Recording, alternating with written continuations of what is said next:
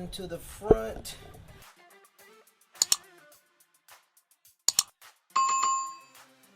Now, all right, so my ideal spot is going to be to mount it right about here, out the way. Got some metal to drive the screws into, and should be a good length for the rods. So now it is time to hard mount the first sensor, which is going to be the passenger side front sensor. And I'm just going to use the supplied airlift screws for now. Alright, so we might have to take the strut out to be able to mount our sensor.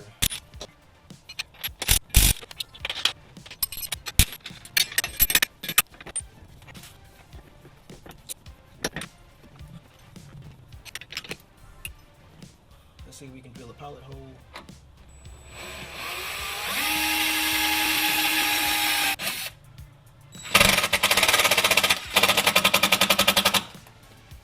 Alright.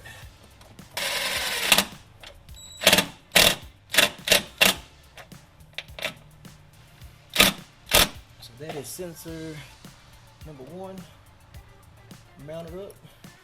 Alright, so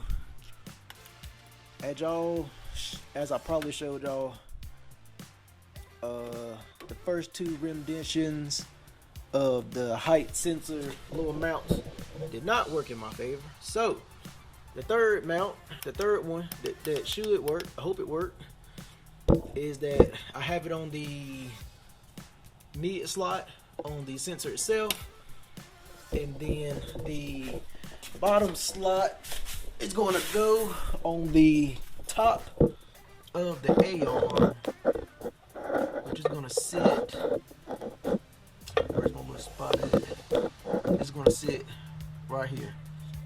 So the bracket that I was using on the sway bar, I'm going to take the L bracket off of it. I'm going to drill a hole, put a riv nut in there the same way that I put a riv nut right there. I'm just going to put it on top of the A-arm, and then this is going to attach to the L bracket.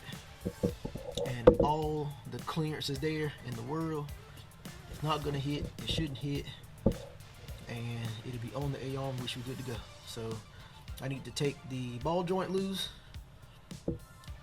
drop the A-arm, drill the hole, put the riv nut in, put the L bracket on it, and we should be good to go on the front.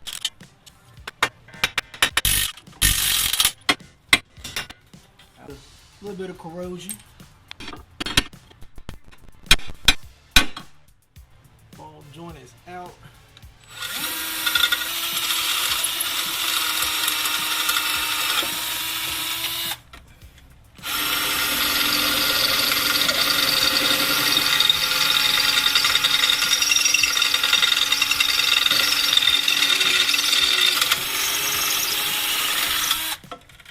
Alright, so the 7mm hole is drilled.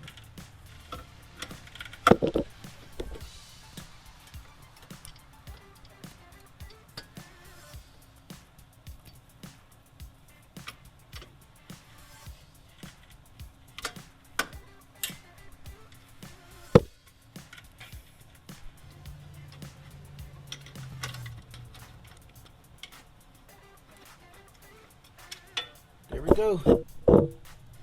One rib nut. So we're gonna go ahead and put the L bracket on.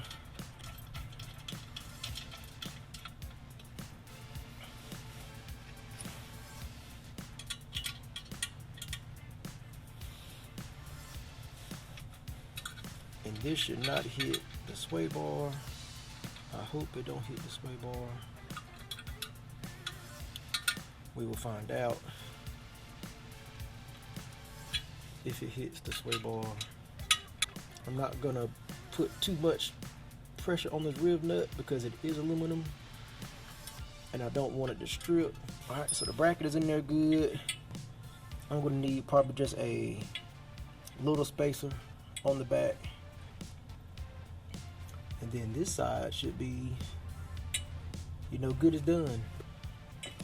So this is pretty much how it looks. It should clear everything clearance wise. So we're gonna run it through a motion test real quick and make sure that it actually clears the sway bar. We attach the ball joint.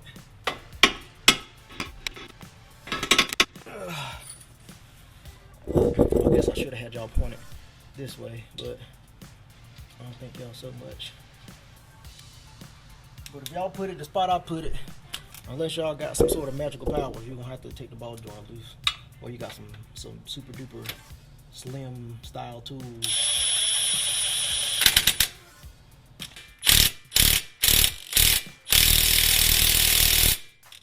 Let's do a travel test and make sure this bad boy don't hit nothing. Make sure it don't have no interference. Oh no, that boy good there. Plenty of clearance. Alright. Yep, I did a good job on that. So now what we need to figure out is the difference between the lowest height of the lower control arm to the highest height of the lower control arm. Then we need to figure out the middle height, and then we're going to set the sensor arm to the middle height, and then we're going to measure from the sensor arm to probably the middle bolt hole, and then that's how long the linkage is going to be from hole to hole. So that will be a good starting point to getting everything where the sensor should read in range. All the way down, we're looking at 12 3/4. Let's get this all the way up. We're looking at about 14 1/2.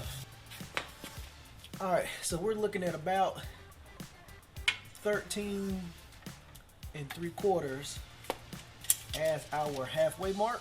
So let's get this at about 13 3/4. Need to measure from the midway point there to the midway point of the hole. I need to trim off about 1 inch, and that should get it sitting right where I need it. Now that we have the rod shortened, let's go ahead and get it installed onto the height sensor in the middle hole. And after that, we will get installed on the bracket, the L bracket that we installed on the lower control arm.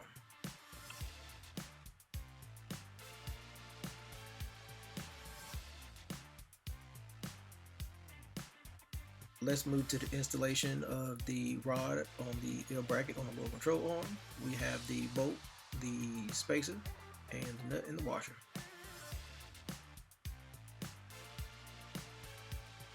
Now that that's complete, let's travel the suspension to make sure that everything clears.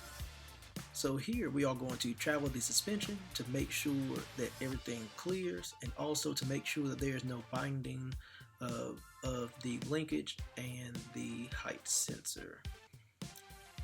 So the main thing we're looking at right here is to make sure that the sensor is not binding, that it's not shifting it back and forth, left or right. Make sure that everything stays loose.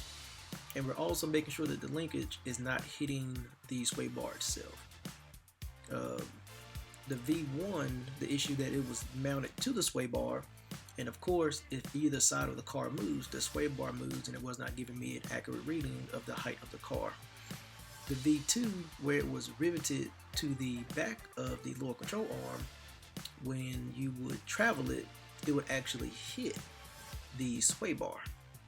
So that's why I guess V3, I had to move it to the inside of the sway bar, where it's more up and down, is more of a lateral link, so that way it actually misses the sway bar. So here everything checks out good, everything clears, so I'm going to say that V3 is good to go, and now it's on to the next step, which is the wiring, which will be in the next video.